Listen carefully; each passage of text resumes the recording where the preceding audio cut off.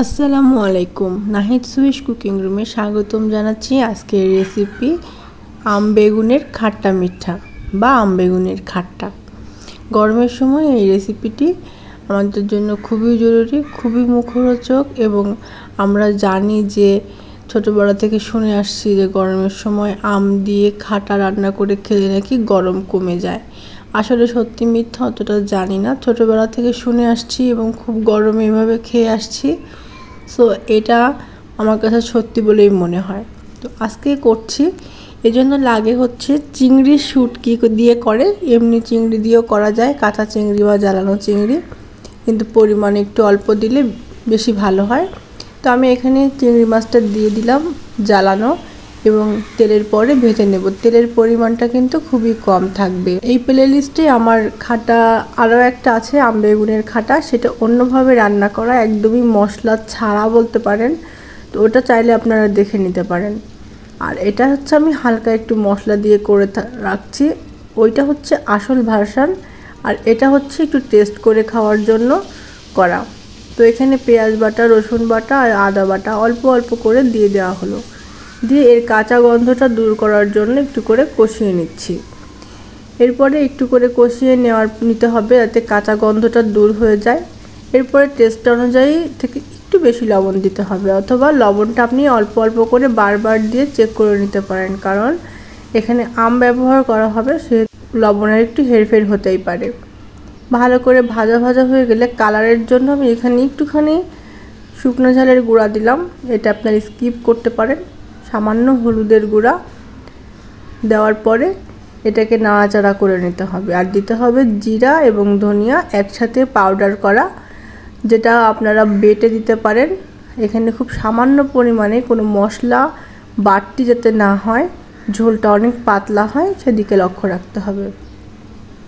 সব কিছু একবারে দিয়ে মশলাটা দিয়ে ভালো করে কষিয়ে নিতে হবে। মিডিয়াম টু লো ফ্লেমে আছে বর্তমানে আগুনের ভলিউমটা। এরপরে এগুলো দেওয়ার পরে এগুলো যখন দেখা যাচ্ছে পানিটা শেষ হয়ে গেছে, এর গায়ের পুড়ে যাওয়ার মতন, তখন সামান্য একটু উষ্ণ গরম পানি এর মধ্যে দিয়ে দিতে হবে। উষ্ণ গরম বা গরম পানি দিয়ে পুরো রান্নাটা করলে রান্নাটা সবসময় টেস্টের হয়, যে কোনো রান্না। তো চেষ্টা করবেন একটু গরম পানি দিয়ে করার। এরপরে 2-3টা তেজপাতা দিয়ে আমি মশলাটা ভালো করে ভুনে নেব। মশলাটা ভুনাটাও কিন্তু প্রধান কাজ। মশলা ভুনা আর বা কষানো যদি ভালো না হয়, তবে কিন্তু তরকারিটা খেতে টেস্টের হয় না। তাই মশলাটা ভালো করে ভুনতে হবে। মশলাটা যখন খুব ভালো করে ভুনা হয়ে যাবে, এরকম চারপাশ থেকে স্প্যাচুলা দিয়ে এরকম নাড়াচাড়া করে করে করতে হবে, নাহলে কিন্তু কড়াইয়ের তলায় লেগে যেতে পারে। আর যেহেতু এটার ভলিউম একটু মিডিয়ামে আছে, সেহেতু এটা পুড়ে যাওয়ার সম্ভাবনাটাই বেশি। আর অল্প স্বল্প মশলা আছে। এর মধ্যে আমি দিয়ে দেব একটা মাঝারি সাইজের আলু, পাতলা পাতলা করে কেটে, যাতে তাড়াতাড়ি সেদ্ধ হয়ে যায়। দেওয়ার পরে খুব সামান্য একটু পানি দিয়ে এটাকে নাড়াচাড়া করে এটাকে কিছুক্ষণ ফুটে নিতে দেবো। হাফ বয়েল মতো হবে, অর্ধ সেদ্ধ হবে, সেই পর্যায়ে আসা পর্যন্ত এটাকে নাড়াচাড়া করে রান্না করতে হবে। এখানে ঢাকনা দেওয়ার কোনো প্রয়োজন নেই, সবটা এমনিতেই হয়ে যাবে। আর ভালো কথা, এখানে ব্যবহার করতে হয় মিষ্টি আলু, যেটা আমার হাতের কাছে নেই, আমি ইউজ করতে পারিনি। নর্মাল আলু দিয়েছি, এবং নর্মাল আলু মিষ্টি আলু দুটো সংমিশ্রণেও করা যায়। খাট্টা মিঠাটা হয় হচ্ছে মিষ্টি আলুটার মিষ্টিটা আর আমের টক। সো আমার এখানে আমি মিষ্টি দেব না, আমি এটা টকই করব, খাট্টাই হবে, মিঠা হবে না। তো আমার কাছে খাটাটাই ভালো লাগে, তবে মিষ্টি আলুটা দিলে অনেক ভালো লাগবে। তারপরে আলুটা যখন হাফ সিদ্ধ হয়ে যাবে, তখন পানিটা আমি ডাবল করে দিলাম, দিয়ে এরকম যখন ফুটে উঠলো, এরকম ফুটে ওঠার পরে এর মধ্যে আমি দিয়ে দেবো 4-5টা কাঁচা ঝাল চিড়ে। এবার বেগুনটাও আমি এরকম পাতলা পাতলা করে কেটেছি, যাতে দ্রুত সেদ্ধ হয়ে যায়। বড় করে কাটলে কিন্তু ভালো লাগে না দেখতে। তো এভাবে পাতলা করে কেটে আমি এর মধ্যে সব বেগুনগুলো দিয়ে দেবো। আর এখানেও আমি ঢাকনা ব্যবহার করব না। আর আপনারা ভালো করে জানেন যে বেগুনে যতটা পানি বা ঝোলের মধ্যে দেওয়া হয়, তত আমার আলু কিন্তু সেদ্ধ হয়ে গেছে, এবং যতটা ঝোলের মধ্যে দেওয়া হয় ও কিন্তু খুব দ্রুত সেদ্ধ হয়ে যায়, এবং একটু ঝোলও কিন্তু টানে না, বরং পানি ছেড়ে দেয়। সো যতটা ঝোল রাখবেন সেই পানিটা কিন্তু আগে থেকে হিসাব করে দিয়ে নেবেন। বেগুন যে পানি টানবে এটা কিন্তু মাথায় রাখবেন না। এবার যখন খুব ভালো করে ফুটে উঠবে, বেগুনটা মনে হবে সেদ্ধ হচ্ছে হালকা শক্ত আছে, ঠিক সেই মুহূর্তে এর মধ্যে দিয়ে দিতে হবে আম। এটা বেগুনটা সম্পূর্ণ রকম সেদ্ধ যদিও হয়নি, কিন্তু এটাকে পুরো সেদ্ধ করার দরকার নেই, কিন্তু পাতলা করে কেটে নেওয়ার কারণে ভেঙে যাচ্ছে এবং আলু কিন্তু টোটালি সেদ্ধ হয়ে গেছে। এবার পাতলা করে কুটে রাখা একটা মাঝারি সাইজের আম, মাঝারির থেকে ছোট একটা আম, আমের টক বুঝে যে কতখানি টক আর কতটুকু টক আপনি খেতে পারবেন সেটা বুঝে এখানে পরিমাণ অনুযায়ী ব্যবহার করবেন।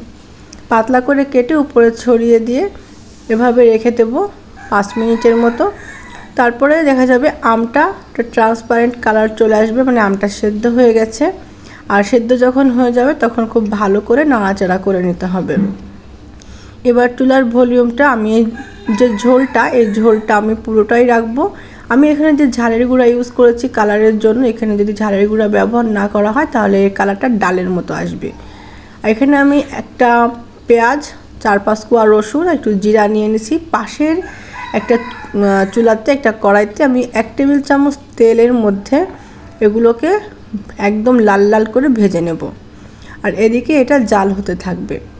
এটা কিন্তু খেতে অনেক মজা লাগবে। আর এই ফোড়নটা না দিলে কিন্তু এটা খেতে আবার অন্য একটা টেস্ট আসবে। এই খাটার যে টেস্টটা, এই টেস্টটা তরকারির টেস্টের মতো হয়ে যাবে।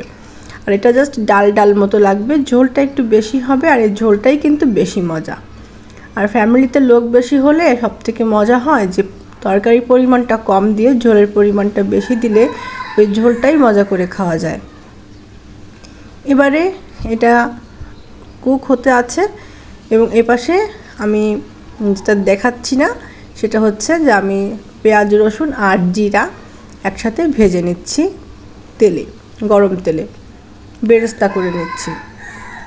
বেরেস্তা ঠিক না, মানে পেঁয়াজটা সোনালি সোনালি মতো হবে আর তার থেকে ডিপ ভাজা হবে রসুনটা। আর এর ফ্লেভারটাই হচ্ছে সবথেকে বেশি মজার।